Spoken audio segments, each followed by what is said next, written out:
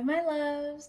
So by now you guys probably already know when you see this little satin pink robe come out, it's time for a get ready with me. Today is actually really exciting, very different. We're getting ready for an award show, but I decided I wanted to do a little chit chat with you guys because I just want to talk, going in with our Smashbox primer. I just want to share with you guys a few lessons that I've learned in these 23 years of me living. As you may know, my birthday was on September 21st, so I am officially 23 years old. And let's get right into it. I'll say the first lesson that I've had to learn is to put God first. And I know that sounds so cliche. So that was the first lesson I had to learn, especially in college, I would say, where it was like, you go from being at the top of your class in high school to being like, what is it? Is it like little fish in a big pond? I don't know what it was, but college made me realize that, you guys. A really good lesson I had to learn. I wrote these down, by the way, guys. It's okay to start over. It's okay to start over. And I would just say that this applies for everything, like from taste, like what you like to eat, to who you believe you are with your identity. Like, it's okay to start over, Buki. Like, I know sometimes it could be a little frustrating when we feel like we box ourselves into an identity that we formed since like middle school. You know what I mean? Middle school, elementary school. But the truth is, first of all, you should be changing. And second of all, if you don't like who you're developing into, it's okay to change. To start off, as simple as your taste. There's a lot of things I did not like growing up. Things as dumb as like lettuce. I'm still not the biggest lettuce girl, but I could eat lettuce. You know what I mean? I'm less picky. Milk chocolate. Oh my goodness. I was very much white chocolate, dark chocolate, and that's it.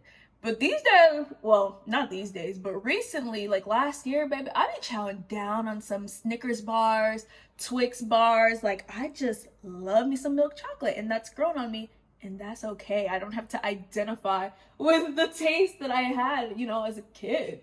And just as relevant, I would say, would be you can start over in your career path. Maybe I didn't even start my career and I changed it already. For those of you who may not know, I went to the University of Florida. I have a degree in social sciences. I was a pre-law student and ultimately then goals to go to law school. That's still the goal, but not right now. That's not the priority right now. As you guys know, I'm pursuing acting. Like, that's why I even moved out here. Like, it's not the end of the world if you shift your interest, as long as you're willing to work for it. Heavy on that part. Don't just be every day, oh, I'm doing this, I'm doing that, I'm doing that, and then never work for it. The next lesson that I had to learn is that it's okay to go at your own pace. After grade school, you realize that there's no blueprint to this thing called life. A lot of us are winging it every day. We waking up and we improvising. And that's okay, Buki. And, obviously you have people around you, like your parents or, whoever else that can influence you. But for the most part, we're really just winging it. And you honestly have to stop comparing yourself. That's another lesson. We could just put that in together. You have to stop comparing yourself with your peers at some point. Because, okay, fine, we all graduated high school and you're looking at people who didn't graduate and it's like, oh, okay, well, I guess I'm, doing better than some. Or you go to college and, you look at everybody else who didn't go to college, which really don't mean nothing, honestly. You graduate college, now everybody got 3 kids and they're getting married and they're starting their own businesses. And it's like, you just have to find what you want for yourself and dedicate yourself to that. It's okay to go at your own pace because what God has for you in chapter 3, baby, He given it to people in chapter 10. But then you could look at somebody else's chapter 10 and be like, dang, I ain't never had that before. I'm trying to find a new way to do my makeup, but it's hard for me to focus. What I was trying to do is this. Everybody says to do the inner corner, outer, instead of doing this. I don't know what difference it makes. But since I already put it there, I'm just gonna have to see it through, I guess. So I've really just had to learn to just go at my own pace and be proud of that and to not diminish any of my accomplishments because I may be lacking in other areas, because that will come with time. Y'all gonna like the next one. The next lesson is not everything has to be said out loud. Which sounds so obvious once you get to a certain age or a certain level of maturity. You don't gotta say everything out loud. Whether it's premature good news and it's not set in stone, things that aren't constructive. Like, a lot of people love to just talk in the name of, oh, I'm blunt, I'm just honest. that wasn't constructive. What you had to say was not constructive or helpful in any way. You were just saying it to be mean. A lot of that stuff do not have to be said. I'm definitely guilty of this if we're going to be really honest. I think in middle school I wouldn't say I lacked social cues, but I'm going to be honest. So I went from a predominantly black school in elementary school to a place that was a little bit more diverse, and they're a bit more sensitive and more politically correct at that school. So the way I was running my mouth with my family and with previous friends, that wasn't flying at the new school, Buki. So like things that I would say, I was just very used to a back and forth kind of banter and like just being honest, just being real. And baby, it was hurting people's feelings, and I had to realize like this is not it, and I had to change, obviously. And in addition to that, I do want to add that you don't have to vocalize every intrusive thought that you have, like every negative thought that you have. You don't have to vocalize it, whether it's about yourself or about other people. And I'm really heavy on that because it's like the proverbs say, you guys, life and death are in the power of the tongue.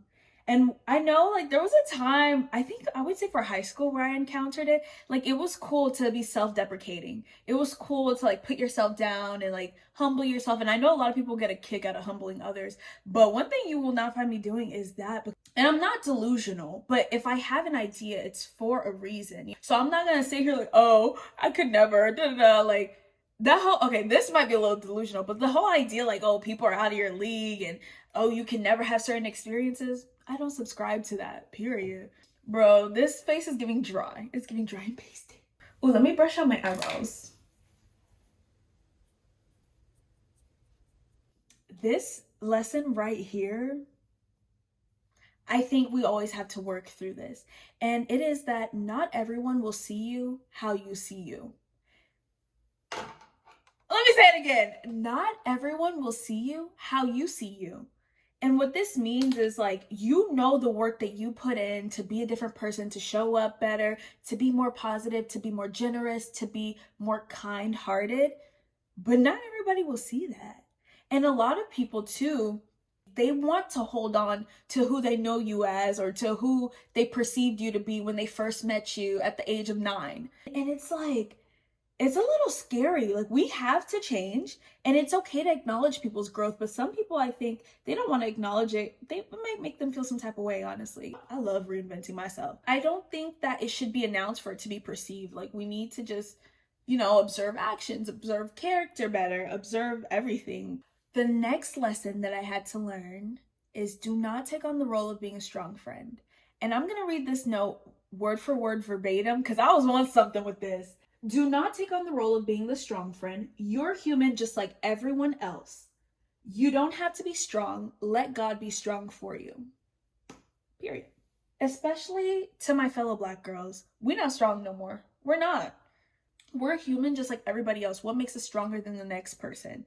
And it kind of sucks too, especially as a young girl who's the strong person, or maybe you're just not as vulnerable or you don't show it as much as other people do. It puts you in a position for people to write off your feelings. And honestly, like they can always have someone to vent to. They always have someone to comfort them or to give them advice. And then you sitting there in the corner doing all this work on yourself, Googling, and whenever it's your turn to express your feelings, then it's like, you're not getting the same amount of attention back, or people may downplay it and tell you, well, like you got this, like you know what to do, instead of walking with you through certain things in your life. Instead, they'll kind of brush you off, dismiss you, and it's probably not intentional, but because they know you to be the strong person, then it's like, oh, you'll get over it, you know what I mean? But everybody else gets to get through it, but you have to get over it. So don't take on the role of being the strong friend. I need to call my little sisters right now and just vent to them because I feel like it's giving big sister advice. This one is more of a physical tip, but I would say learn your body. Especially as women, we go through a menstrual cycle, and growing up you learn about PMSing and then menstruation. But the follicular phase, the luteal phase, there are so many other moving parts to your body that we don't really talk about, and I would say take time to learn about it, honestly. Because it makes you feel less crazy, less lazy. It just explains a lot, and you learn how to move around that time. You learn how to work out, you learn what foods are best to eat during that time. Also, allergies and intolerances. You have to learn to accommodate for yourself, because if you want to avoid bloating or feeling a type of way, if you're lactose intolerant, at some point you got to respect it. Or just know your boundaries, honestly. Like for me, I realized, okay, I'm lactose intolerant. Am I willing to risk it for ice cream? No. Am I willing to risk it for milkshakes? No.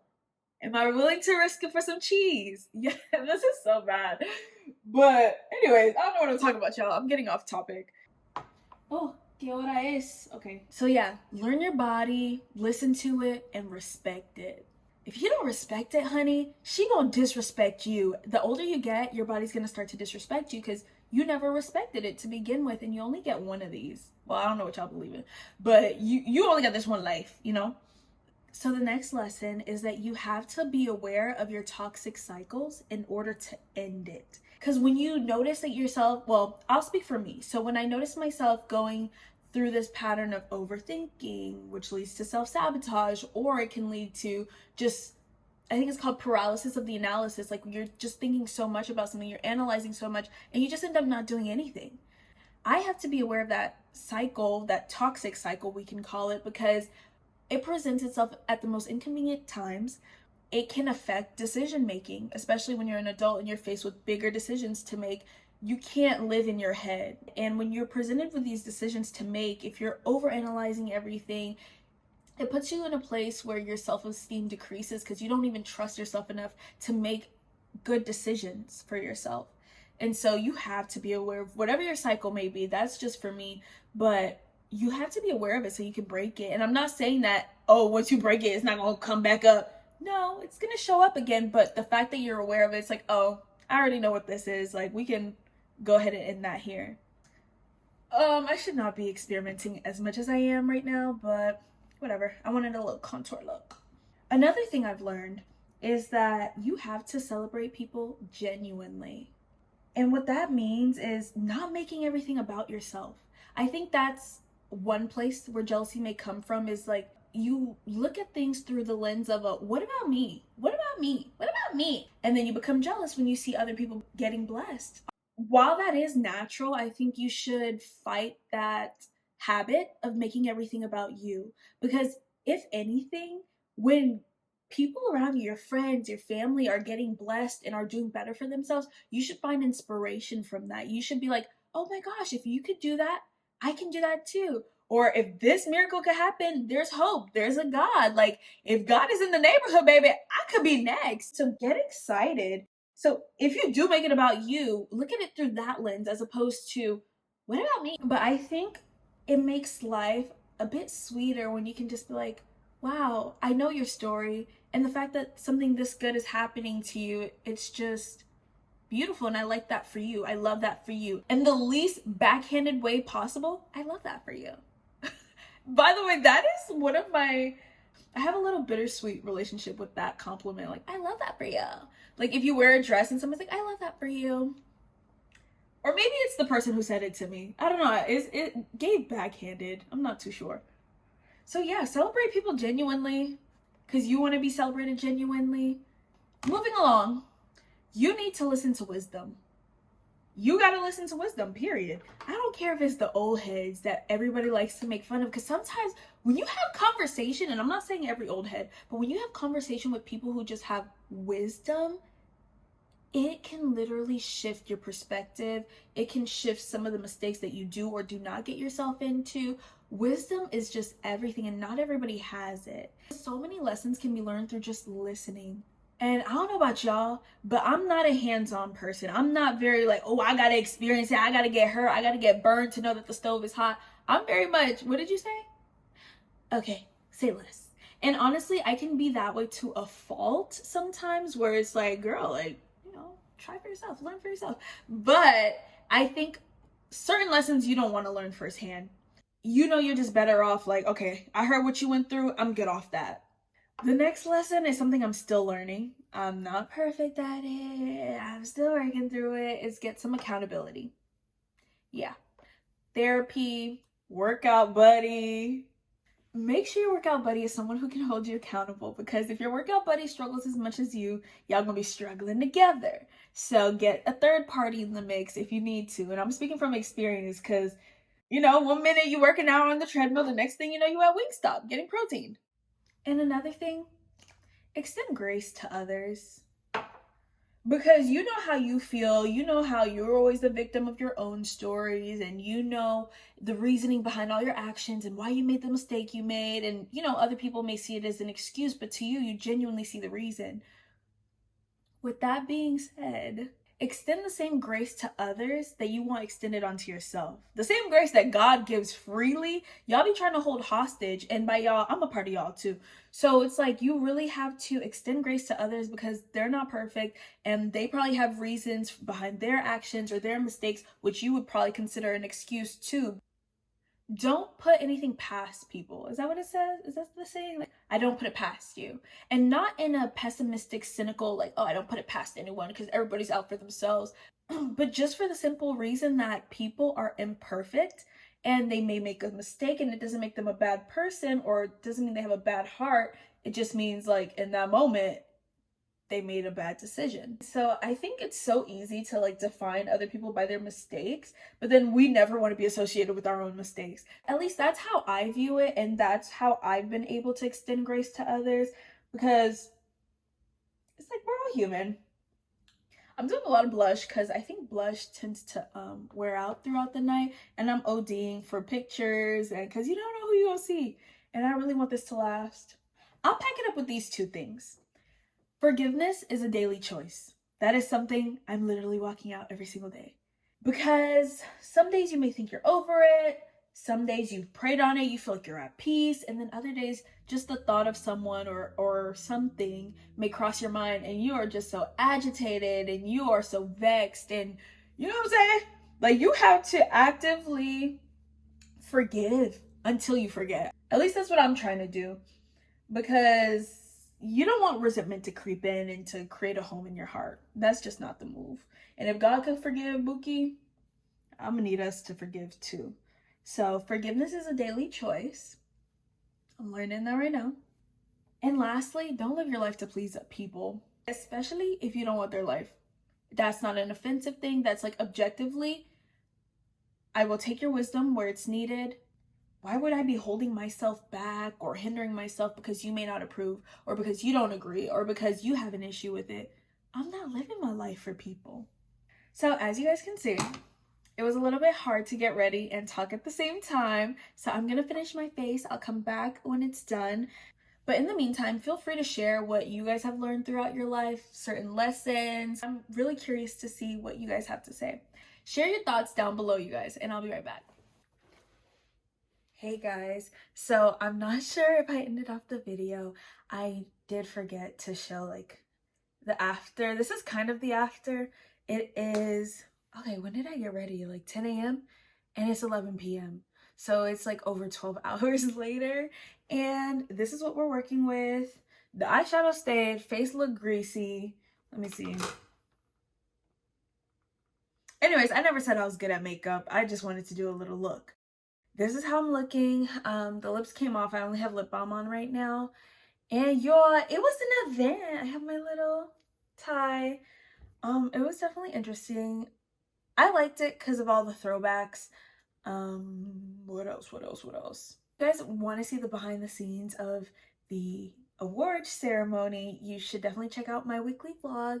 I should be putting one out next week, and I'll take you guys along with me throughout the day. So being out there today and having to network with people, it really made me realize that there's one last fundamental lesson that I've learned in these years of my life, and that is, it's gonna be what you make it, period. And what I mean by that is, oh, you think your city sucks and so you never go out. Okay, and it's gonna suck. Like, it literally is what you make it. And on the positive side of that, I've been experiencing just setting my intentions, praying before I even leave the house, and just really putting out positive energy and hoping to meet like-minded individuals. And that's been coming my way as well. I've met so many amazing people in the past 3 months, and I honestly don't want to take it for granted, because I really do believe that, like, God allows you to meet people for a reason. I'm probably rambling, but thank you guys for tuning into this little chit chat, little girl talk or whatever. I don't know, I guess I'm in my auntie era because I be running my mouth these days, but like I said before, definitely share with me some tips down below that you guys have learned throughout the years, some lessons, any wisdom that you wish to impart. We're open. Share with the community down below. Bye guys.